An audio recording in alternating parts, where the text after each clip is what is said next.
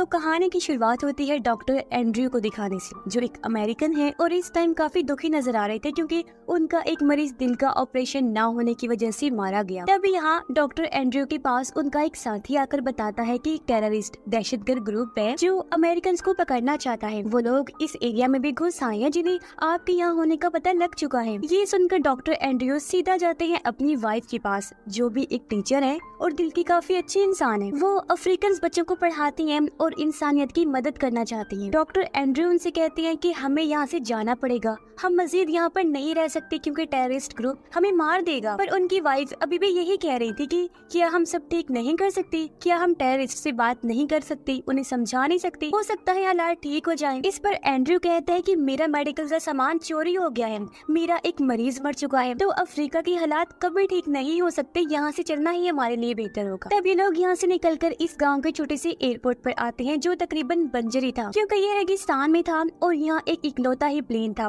जिसमें बैठकर इन्हें यहाँ से जाना था। प्लेन की हालत भी ज्यादा ठीक नहीं थी, इसलिए पायलट जो बहुत ही लालची है वो लोगों और बहुत सारे सामान को ले जाना चाहता है। दूसरे मुसाफिर जो भी अमेरिकन ही थे वो भी यहाँ से जाना चाहते थे। इनमें 3 लोग शामिल थे, एक का नाम मैक्स था और बाकी उसके दोस्त थे। एक ब्लैक मैन था जो दिल का काफी अच्छा इंसान है और इन सब का हेड था, वो भी साथ जाता है। आखिरी दफा एंड्रयू की वाइफ अपने अफ्रीकन साथी को अलविदा कहती है, जिस पर वो दुख के साथ कहता है कि मुझे अफसोस है इस बात पर कि हमारे मुल्क के टेररिस्ट की वजह से आपको यहाँ से जाना पड़ रहा है। एंड्रयू पायलट के पास गया जिसका नाम ग्रन था। जाहिर है वो लालची इंसान है, इसीलिए इनसे काफी ज्यादा पैसे मांगता है। एंड्रयू ग्रन को पहचान लेते हैं, उसे कहने लगे कि तुम वही पायलट हो ना जिसने मेडिकल का सामान लाना था, जानते हो वो सामान ना लाने की वजह से मेरे कितने सारे मरीज मारे गए और जो सामान मैंने अमेरिका भिजवाना था वो भी चोरी हो गया है। ये बताकर एंड्रयू उसे समझाते हैं कि इंसानियत के साथ इस तरह नहीं करना चाहिए, ये बहुत बुरी बात है। यानी कि एंड्रयू और उनकी वाइफ दोनों इतने अच्छे हैं कि वो हमेशा चाहते हैं कि हमारी वजह से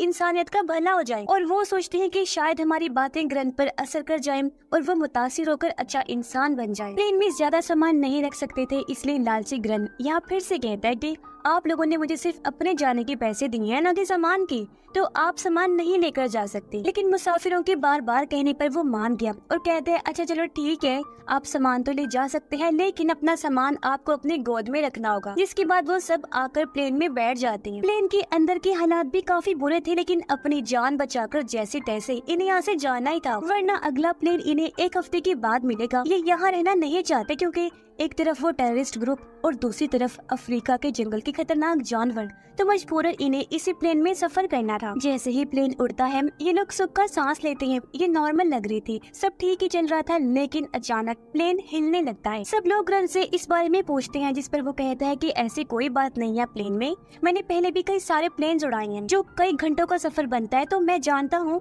प्लेन में कोई गड़बड़ नहीं है, आप सब लोग शांत रहें। लेकिन गुस्से में डॉक्टर एंड्रयू सामने आई, कहती है कि मैं इतना तो जानता हूँ कि तुम लालची हो और तुमने प्लेन में बहुत सारा सामान रखा है जिस वजह से प्लेन वाइब्रेट हो रहा है, अगर ऐसे ही चलता रहा तो जल्दी प्लेन तबाह हो जाएगा। ग्रन कहता है भाई ऐसी कोई बात नहीं है, आप चुपचाप अपनी सीट बेल्ट लगाकर बैठ जाए, मुझे मेरा काम करने दे, तुम्हें इन चीजों का नहीं पता। लेकिन फिर कुछ ही देर में प्लेन बहुत जोरों से हिलने लगता है और उसमें आग लग जाती है और वो तेजी से जमीन की तरफ बढ़ने लगता है। अगले कुछ ही सेकंड्स में प्लेन जमीन पर गिर जाता है। प्लेन की तबाह होने से कुछ मुसाफिर मारे जाते हैं जबकि बचने वाले लोग भी जख्मी हो गए थे। एंड्रयू हिम्मत करके उठा, आसपास जलती हुई चीजों को देखने लगता है। मैक्स भी बच जाता है और एक दूसरा लड़का भी, लेकिन मैक्स की दोस्त इस क्रैश में जिंदा नहीं बच पाई, वो मर जाती है, जबकि एंड्रयू, ग्रन और हेड भी बच जाते हैं। एंड्रयू अपनी वाइफ के पास आया जिसकी हालत तो बहुत खराब है क्योंकि वो बुरी तरह सामान के नीचे फंसी हुई है, काफी जख्मी भी है क्योंकि उसकी टांग टूट चुकी है। एंड्रयू अपनी वाइफ को वहाँ से बाहर निकालने की कोशिश करता है, लेकिन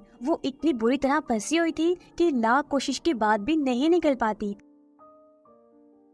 ये देखकर ग्रन कहता है वो नहीं निकल पाएगी, जोर मत लगाओ बल्कि सामान को उतारो, और हाँ तुम्हारी वाइफ तकलीफ में है तो ऐसा करो किसी थोड़ी शराब पिला दो। एंड्रयू गुस्सा हो गया, वो कहते हैं मुझे ये चीजें पसंद नहीं, तुम अपनी बकवास बंद करके यहाँ से जाओ, मैं जानता हूँ कि मुझे क्या करना है और ये प्लेन भी तुम्हारी वजह से क्रैश हुआ है। मैक्स अपने दोस्त की लाश को यही प्लेन के पास ही दफन कर देता है ताकि जंगली जानवर उसकी लाश को खा ना जाए, और ये लोग देखने लगते हैं कि हमारा प्लेन तबाह कहाँ हुआ है। तब इन्हें पता चला कि ये एक बहुत ही खतरनाक एरिया में फंस गए हैं जहाँ रहते हैं आदमखोर जंगली जानवर। ये लोग सोचते हैं कि दिन में तो हम सेफ हैं क्योंकि ये जंगल जो रेगिस्तान जैसा था, दिन में गर्म होने की वजह से जानवर शिकार नहीं कर सकते, लेकिन जैसे ही रात होगी इनका बचना मुश्किल हो जाएगा, इसलिए इन्हें जल्दी कुछ करना होगा। अब डॉक्टर एंड्रयू को छोड़कर 3 लोग प्लान बनाते हैं कि हम करीबी गांव जाएंगे जो यहाँ से लगभग 20-30 किलोमीटर दूर है। ग्रेन कहता है हमें साउथ ईस्ट की तरफ जाना होगा क्योंकि गांव वहीं होगा। इस पर मैक्स कहते हैं कि नहीं, वो रास्ता गलत है, हमें साउथ वेस्ट की तरफ जाना चाहिए क्योंकि मुझे यकीन है कि गांव उसी तरफ होगा। पर ग्रेन उसकी बात नहीं मानता, और क्योंकि उसके पास इस टाइम गन है तो वो ही सबका बॉस था और कहता है कि अगर तुम लोगों को अपनी जान प्यारी है तो मेरे साथ चलो। वो एंड्रयू को भी साथ चलने का कहता है, पर उन्होंने मना कर दिया क्योंकि वो अपनी जख्मी वाइफ के पास रहना चाहते थे। सब लोग एंड्रयू को काफी कहते हैं चलने के लिए। इस पर उनकी वाइफ कहती है कि हमें अपनी किस्मत पर यकीन है, गॉड पर भरोसा है कि वो हमें जरूर बचा लेंगे। एंड्रयू भी अपनी वाइफ से बहुत प्यार करती है तो किसी भी सूरत उसे अकेला छोड़ के नहीं जा सकते। वो अपने साथियों को कहते हैं कि अगर गाँव कुछ दूरी के फासले पर है तो तुम वहाँ से मदद ले आना, तब तक मैं यहीं रुककर अपनी वाइफ का ख्याल रखूंगा। जिसके बाद वो लोग गाँव की तरफ अपना सफर शुरू कर देती हैं, जबकि एंड्रयू और उनकी वाइफ टूटे हुए प्लेन में बैठकर मदद आने का इंतजार करने लगते हैं। उनकी वाइफ तो पूरी तरह हिम्मत हार गई थी, ऐसा लग रहा था जैसे या तो वो मदद का इंतजार कर रही है या फिर मौत का। जिसके साथ ही वहाँ जंगली जानवर इनके करीब आने लगते हैं। बेशक दिन है लेकिन वो इन्हें देख सकते थे। उधर ग्रैंड और बाकी सब इस रेगिस्तानी इलाके में गुम हो जाते हैं। चलते चलते उन्हें आधा दिन हो गया था लेकिन अभी तक वो गाँव नहीं पहुँचे हैं। थकावट से उनकी हालत भी बहुत खराब है, प्यास की शिद्दत से जमीन पर गिर पड़ते हैं, एक कदम भी आगे नहीं बढ़ा सकते। तब ग्रैंड उन्हें पानी पिलाते हैं और ये लोग अपनी आखिरी पहाड़ी की तरफ बढ़ने लगते हैं। पर ये क्या, इन्होंने देखा कि इतना सफर काट कर हम यहाँ आए हैं लेकिन आगे भी बस रेगिस्तान नुमा जंगल है, वापसी का रास्ता भी इन्हें मालूम नहीं, यानी वो बुरी तरह यहाँ पर फंस गए थे। ये देखकर मैक्स ग्रैंड से गन छीन लेते हैं और उसे कहता है कि देखो हम तुम्हारी वजह से यहाँ फंस गए हैं, जल्दी मर जाएंगे। सबको गन दिखाकर कहता है कि अब सबको उसी रास्ते पर चलना होगा जिस पर मैं जाऊंगा। लेकिन बाकी लोग तो ग्रैंड के साथ ही रहना चाहते थे।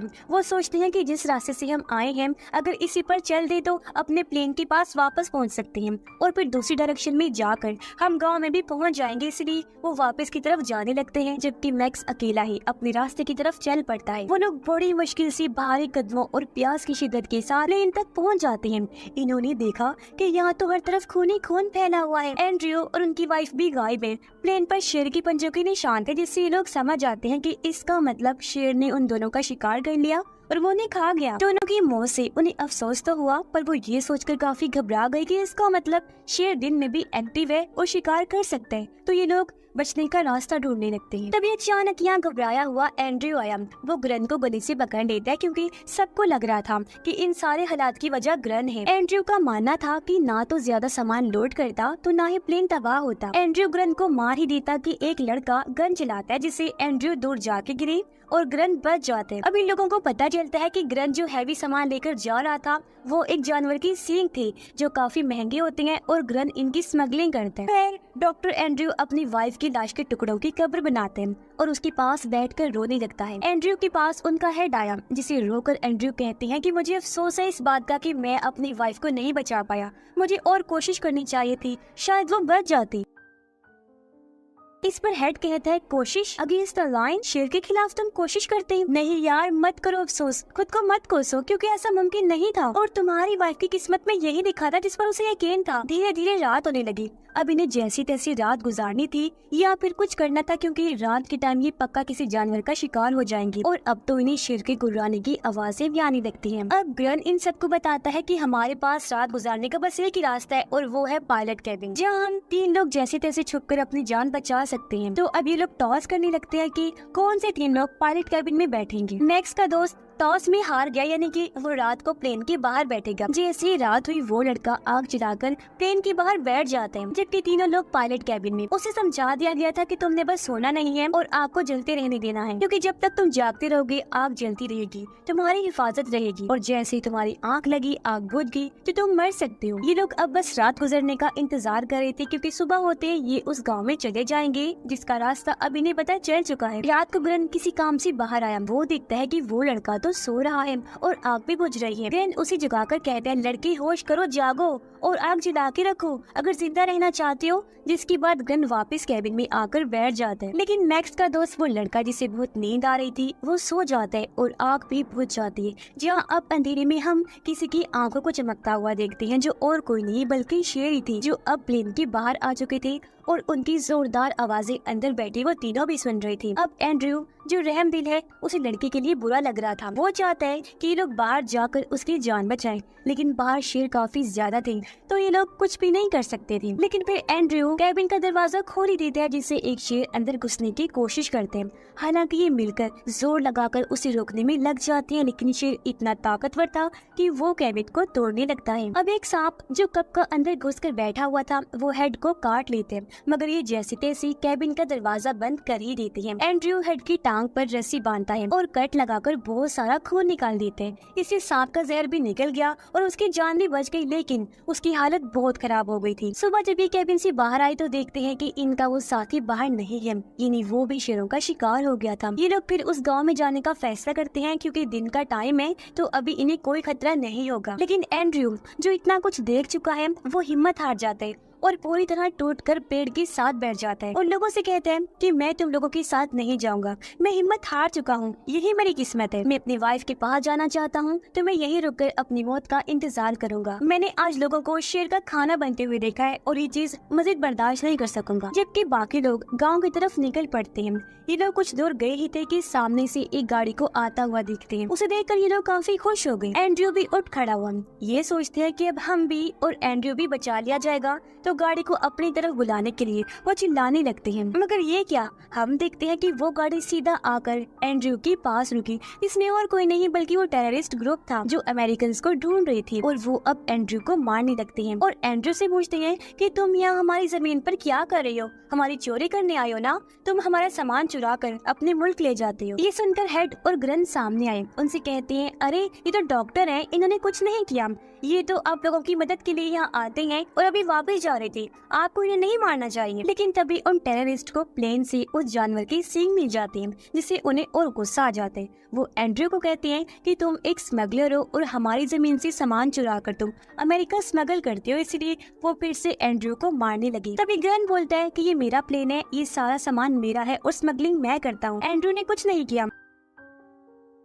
ये सुनकर वो कहते हैं, इसका मतलब ग्रन हमें तुम्हें मार देना चाहिए। हेड कहता है, क्यों मार देना चाहिए, क्या तुम कोई टेररिस्ट हो, तुम तो इस जमीन पर रहने वाले भले इंसान हो और हम तुम्हारी कदर करते हैं। हेड को लग रहा था कि वो टेररिस्ट की माइंड को बदल देंगे, पर वो उसके चेहरे पर गोली मारकर ये साबित करते हैं कि हाँ हम वाकई टेररिस्ट हैं, हमें इंसानों पर रहम नहीं आता और हमारा कुछ भी नहीं हो सकता। जिसके बाद वो उनके साथ काफी बुरा सलूक करते हैं और एक टेररिस्ट ट्रक लेने चला जाता है ताकि वो इन्हें भी अपने साथ ले जाए और खूब इनके साथ बुरा सलूक किया जाए। अब दो टेररिस्ट यही रुके थे, उनमें से एक एंड्रयू को कहता है, अच्छा चलो तुम्हारे साथ एक डील कर लेता हूँ, मैं 10 तक गिनूंगा और तुम्हें भागना होगा, 10 के बाद मैं गोली चलाऊंगा, ठीक है ना, चलो अब शाबाश तुम भागो, उठो खड़े हो और भागो। लेकिन एंड्रयू नहीं भागता क्योंकि वो तो कब का हिम्मत हार चुका है, तो उसे क्या जरूरत है भागने की। टेररिस्ट को इतना गुस्सा आया कि वो पानी दिखाकर उन्हें चिढ़ाने लगता है, उन पर हंसने लगता है। जब टेररिस्ट को एहसास हुआ कि दोनों पूरी तरह हिम्मत हार चुके हैं तो वो उनसे दूर प्लेन के साथ टेक लगाकर बैठ जाते हैं। कुछ देर बाद उनकी आंख लग गई। ग्रैंड एंड्रयू को कहते हैं कि मैं फाइटर हूँ, इतनी आसानी से मैं नहीं मर सकता, जो कहकर वो बहुत धीरे से टेररिस्ट के पास जाने लगा। वो गन छीनने लगता है लेकिन टेररिस्ट को होश आ गई।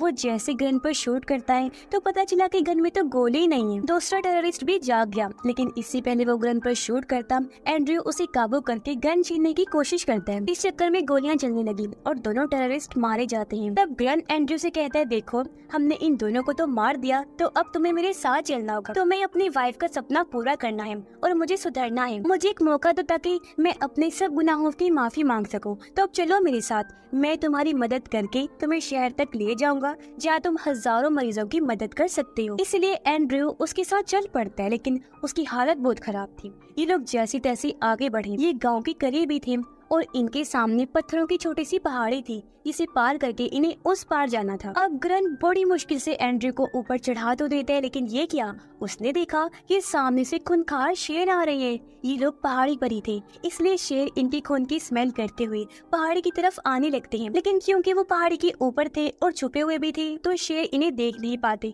और वहाँ से वापस जाने लगते हैं। पर तभी उन दोनों के ऊपर परिंदे मंडराने लगते हैं। हवा का रुख बदला और शेरों को फिर उनकी स्मेल आने लगी और वो फिर से इस तरफ आने लगते हैं। एंड्रयू के ऊपर एक बिच्छू चढ़ गया जो उसके चेहरे पर आ जाता है और एंड्रयू बिल्कुल खामोश रहा। बिच्छू को जैसे ग्रन हटाने लगा कि तभी एक पत्थर नीचे गिर जाते हैं, जिससे शेर को कंफर्म हो गया कि ऊपर मेरे खाने के लिए जरूर कुछ है और वो जोर लगाकर ऊपर चढ़ने लगता है। ग्रन ये देखकर एंड्रयू का खून अपने जिस्म पर लगा लेता है और एंड्रयू से कहता है कि देखो, मैंने अपने जिंदगी में बहुत सारे बुरे काम किए हैं और आज मैं उन गुनाहों को धोना चाहता हूँ। मैं खून लगाकर शेरों के पास जाऊंगा, अपनी कुर्बानी देकर तुम्हारी जान बचाऊंगा ताकि शेर मेरा शिकार कर ले और तुम्हें भागने का मौका मिल जाए। तुम वादा करो कि यहाँ से तुम उठोगी और गाँव जरूर जाओगी। ये कहकर वो चिल्लाता हुआ पहाड़ी के ऊपर आया, फिर नीचे कूद जाता है। शेर फौरन उसके पास आकर उसका शिकार कर लेता है। इसके बाद एंड्रयू जो गांव की तरफ बढ़ने लगा, काफी दूर तक चलने के बाद नीचे गिर जाता है। उसे प्यास लग रही थी। तभी वो सामने से दो जानवरों को आता हुआ देखता है जो उसे खाने आ रहे थे। ये देखकर एंड्रयू